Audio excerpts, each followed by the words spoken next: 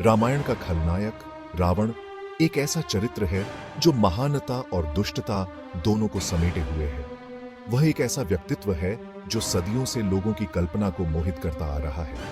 उसे अक्सर 10 सिर और 20 भुजाओं वाले दिखाया जाता है, जो उसके अपार ज्ञान, शक्ति और महत्वाकांक्षा का प्रतीक है। ये 10 सिर उसके 10 अलग-अलग व्यक्तित्वों और विचारों का प्रतिनिधित्व करते हैं, जो उसे एक जटिल और बहुआयामी चरित्र बनाते हैं। एक ब्राह्मण पिता विश्वावसु और एक राक्षसी मां कैकसी के घर जन्मे रावण के पास एक अनोखी वंशावली थी, जिसने उसके भाग्य को आकार दिया। इस मिश्रित वंशावली ने उसे एक अद्वितीय दृष्टिकोण और असाधारण क्षमताएं प्रदान की। उनका प्रारंभिक जीवन तीव्र तपस्या और भगवान ब्रह्मा के प्रति समर्पण से भरा था, जिससे उन्हें अविश्वसनीय वरदान मिले और वह लगभग अजेय बन गए। उनकी तपस्या और भक्ति ने उन्हें ब्रह्मा से कई शक्तिशाली वरदान दिलाए, जिनमें से एक था कि कोई भी देवता, राक्षस या अन्य प्राणी उन्हें मार नहीं सकता था। हालांकि इन आशीर्वादों ने उनकी महत्वाकांक्षा के साथ मिलकर अंततः उनके पतन का कारण बना। उनकी असीमित शक्ति और महत्वाकांक्षा ने उन्हें अहंकारी बना दिया और उन्होंने अपने वरदानों का दुरुपयोग करना शुरू कर दिया। रावण की जीवन गाथा अनियंत्रित शक्ति के खतरों और अभिमान की विनाशकारी प्रकृति के बारे में एक सतर्क कहानी के रूप में कार्य करती है। यह कहानी हमें सिखाती है कि कैसे अत्यधिक शक्ति और अहंकार किसी भी व्यक्ति को विनाश की ओर ले जा सकते हैं। उनकी कहानी, हालांकि प्राचीन पौराणिक कथाओं में निहित है, आज भी पाठकों और दर्शकों के साथ पहुंचती है। यह कहानी हमें यह भी याद दिलाती है कि हर व्यक्ति के भीतर अच्छाई और बुराई दोनों का मिश्रण होता है। यह स्थायी आकर्षण उनके चरित्र की बहुआयामी प्रकृति से उपजा है, जो विशुद्ध रूप से अच्छे या बुरे के रूप में सरल वर्गीकरण को धता बताता है। रावण का चरित्र हमें यह सोचने पर मजबूर करता है कि अच्छाई और बुराई के बीच की रेखा कितनी धुंधली हो सकती है। इसके बजाय रावण की कहानी मानवीय स्वभाव का एक सूक्ष्म अन्वेषण प्रस्तुत करती है, जो महत्वाकांक्षा, शक्ति, प्रेम और अंततः हमारे विकल्पों के परिणामों की परस्पर क्रिया की जांच करती है। यह कहानी हमें यह भी सिखाती है कि हमारे कार्यों के परिणाम हमेशा हमारे नियंत्रण में नहीं होते और हमें अपने निर्णयों के प्रति सचेत रहना चाहिए। रावण के शक्ति में वृद्धि की शुरुआत लंका पर उसकी विजय से हुई। उसने अपने सौतेले भाई कुबेर से सिंहासन छीन लिया और खुद को द्वीपीय राज्य के शासक के रूप में स्थापित कर लिया। उनके शासनकाल में लंका फली फूली और एक दुर्जय शक्ति बन गई। रावण ने अपनी तेज बुद्धि और रणनीतिक प्रतिभा से लंका को सोने और कीमती रत्नों से सजे एक अभेद्य किले में बदल दिया। उसने एक शक्तिशाली सेना बनाई, जिसमें भयंकर योद्धा और पौराणिक जीव शामिल थे। उसकी महत्वाकांक्षा की कोई सीमा नहीं थी और उसने तीनों लोकों पर अपना प्रभुत्व फैलाना चाहा। हालांकि रावण की महत्वाकांक्षा केवल सत्ता की लालसा से प्रेरित नहीं थी। वह वास्तव में अपने लोगों के लिए एक सुरक्षित और समृद्ध राज्य बनाने में विश्वास करता था। वह एक योग्य शासक था जिसने अपनी प्रजा की समृद्धि और सुरक्षा सुनिश्चित की। हालांकि उसके तरीके अक्सर क्रूर थे और उसकी महत्वाकांक्षा अंततः उसे विनाश के रास्ते पर ले जाएगी। वह पूरे देश में भयभीत हो गया। उसका नाम विस्मय और भय के मिश्रण से फुसफुसाया गया। हालांकि एक शक्तिशाली शासक रावण की कहानी बताती है कि कैसे अनियंत्रित महत्वाकांक्षा सबसे योग्य व्यक्तियों को भी भ्रष्ट कर सकती है। रामायण में अपने खलनायक चित्रण के बावजूद रावण उल्लेखनीय प्रतिभा और उपलब्धियों का व्यक्ति था। वह केवल एक योद्धा नहीं था, बल्कि एक बहुआयामी व्यक्तित्व था, जिसने विभिन्न क्षेत्रों में अपनी छाप छोड़ी। वह वेदों का ज्ञाता, कुशल चिकित्सक और राज्य कला का विशेषज्ञ था। चिकित्सा के क्षेत्र में उन्होंने जड़ी बूटियों और औषधियों का गहन अध्ययन किया और कई रोगों के उपचार में महारत हासिल की। शास्त्रों के बारे में उनका ज्ञान अद्वितीय था और यहाँ तक कहा जाता है कि उन्होंने पवित्र भजन भी रचे थे। उनके द्वारा रचित भजनों में गहन आध्यात्मिकता और भक्ति की भावना झलकती है। रावण एक प्रतिभाशाली संगीतकार और कलाओं के संरक्षक भी थे। उन्होंने संगीत और नृत्य को बढ़ावा दिया और अपने राज्य में सांस्कृतिक गतिविधियों को प्रोत्साहित किया। उनका दरबार बौद्धिक और कलात्मक गतिविधियों का केंद्र था, जो दूर दूर से विद्वानों और कलाकारों को आकर्षित करता था। उनके दरबार में होने वाली चर्चाओं और बहसों ने कई महत्वपूर्ण विचारों और सिद्धांतों को जन्म दिया। वह वीणा, एक तार वाले वाद्य यंत्र में अपनी महारत के लिए जाने जाते थे और उनकी रचनाएं आज भी भारत के कुछ हिस्सों में मनाई जाती हैं।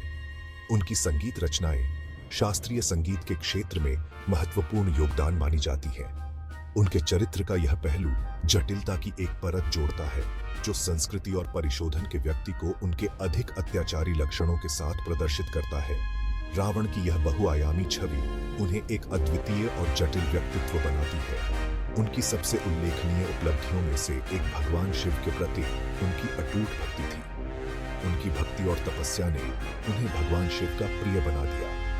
उनकी तपस्या और भक्ति पौराणिक थी और यहाँ तक कि उन्होंने भगवान को प्रसन्न करने के लिए अपने सिर को बलिदान के रूप में चढ़ा दिया। यह उनकी भक्ति की गहराई और भगवान शिव के प्रति उनकी निष्ठा को दर्शाता है। बदले में उन्हें ऐसे वरदान मिले जिससे वह लगभग अजेय हो गए। इन वरदानों ने उन्हें अद्वितीय शक्तियों से संपन्न किया, जिससे वह एक महान योद्धा और शासक बने।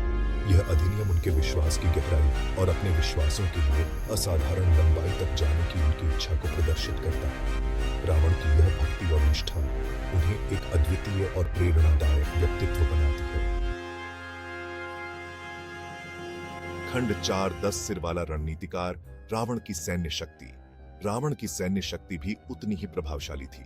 उसकी सेना विशाल और शक्तिशाली थी, जो किसी भी चुनौती का सामना करने के लिए तैयार रहती थी।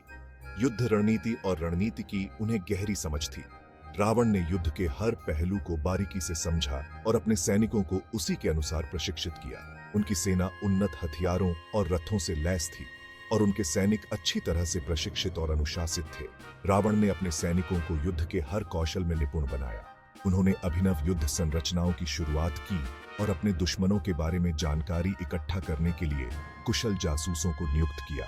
रावण का जासूसी नेटवर्क इतना मजबूत था कि वह अपने दुश्मनों की हर चाल को पहले से जान लेता था। उसके 10 सिर केवल एक शारीरिक विसंगति होने से दूर कई स्तरों पर सोचने और अपने विरोधियों की चाल का अनुमान लगाने की उसकी क्षमता का प्रतिनिधित्व करते थे। यह उसे युद्ध के मैदान में एक अद्वितीय लाभ देता था। इसने उसे युद्ध के मैदान में एक दुर्जय प्रतिद्वंद्वी बना दिया, जो अपने विरोधियों को पछाड़ने और मात देने में सक्षम था। रावण की रणनीतिक सोच और उसकी सेना की ताकत ने उसे अजेय बना दिया। उसने कई राज्यों को जीत लिया था और उसकी सैन्य शक्ति को उसके दुश्मनों ने भी स्वीकार किया था। रावण की विजय यात्राओं ने उसे एक महान योद्धा के रूप में स्थापित किया। वह माया का भी स्वामी था और अपनी इच्छा से अपना रूप बदल सकता था, जिससे उसे हराना एक कठिन लक्ष्य बन गया था। उसकी माया और रूप बदलने की क्षमता ने उसे और भी खतरनाक बना दिया। रणनीतिक प्रतिभा और रहस्यमय क्षमताओं के इस संयोजन ने रावण को युद्ध के मैदान में लगभग अजेय शक्ति बना दिया। उसकी युद्ध कौशल और रहस्यमय शक्तियों ने उसे एक अद्वितीय योद्धा बना दिया। हालांकि इन बाहरी लाभों पर उसकी निर्भरता ने एक घातक दोष को भी ढक दिया, अपनी स्वयं की अजेयता में उसका अटूट विश्वास। यह आत्मविश्वास ही अंततः उसकी हार का कारण बना। खंड 5 एक विद्वान और एक भक्त रावण के दार्शनिक विचार। रावण केवल सत्ता का भूखा अत्याचारी नहीं था, वह अपने स्वयं के दार्शनिक विश्वासों के साथ एक जटिल विचारक थे। उन्होंने स्थापित व्यवस्था पर सवाल उठाया और पारंपरिक ज्ञान की सीमाओं से परे ज्ञान की तलाश की। यह बौद्धिक जिज्ञासा, जबकि सराहनीय है, उसके पतन में भी योगदान करती है। वह ज्ञान की शक्ति में विश्वास करता था और इसे अपने लक्ष्यों को प्राप्त करने के साधन के रूप में देखता था। वह भगवान शिव के अनन्य भक्त थे और आध्यात्मिक शक्ति प्राप्त करने के लिए कठोर तपस्या करते थे। हालांकि ब्रह्मांडीय व्यवस्था, धर्म के बारे में उनकी समझ त्रुटिपूर्ण थी। उन्होंने अपने कार्यों को, यहाँ तक कि सबसे जघन्य कार्यों को भी प्राचीन ग्रंथों की अपनी व्याख्याओं का हवाला देकर उचित ठहराया। इस बौद्धिक अहंकार ने उसे उसके कार्यों के परिणामों के प्रति अंधा कर दिया और उसके अभिमान को हवा दी। इसने अंततः उसे यह मानने के लिए प्रेरित किया कि वह कानून से ऊपर है और उसके कार्य उचित थे, तब भी जब वे धार्मिकता के सिद्धांतों के विरुद्ध थे। खंड 6 सीता का अपहरण, एक घातक दोष। अपनी अनेक उपलब्धियों के बावजूद रावण की विरासत हमेशा के लिए भगवान राम की पत्नी सीता के अपहरण से कलंकित हो गई। वासना और राम और उनके भाई लक्ष्मण से बदला लेने की इच्छा से प्रेरित होकर रावण ने एक गंभीर पाप किया, जिसके कारण अंततः उसका पतन हुआ। सीता के साथ उसका मोह, उसकी प्रसिद्ध सुंदरता और पवित्रता से प्रेरित ने उसे उसके कार्यों के परिणामों के प्रति अंधा कर दिया। वह उसके चरित्र की ताकत और राम के प्रति उसके प्रेम की गहराई को पहचानने में विफल रहा। उसके संकल्प और उस धार्मिक क्रोध को कम करके आंका जो इसे प्रज्वलित करेगा। अपराध के इस एक कृत्य ने उसकी अन्य उपलब्धियों पर पानी फेर दिया और उसके अंत की शुरुआत को चिह्नित किया। सीता का अपहरण रामायण में एक महत्वपूर्ण मोड़ था, जिसने घटनाओं की एक श्रृंखला को गति दी, जिसका समापन एक प्रलयकारी युद्ध और रावण की अंतिम मृत्यु में हुआ। इसने उसके चरित्र में दुखद दोष को हाईलाइटेड आया, उसकी इच्छाओं को नियंत्रित करने में असमर्थता और उसका यह विश्वास कि उसकी शक्ति ने उसे परिणामों के लिए अजेय बना दिया।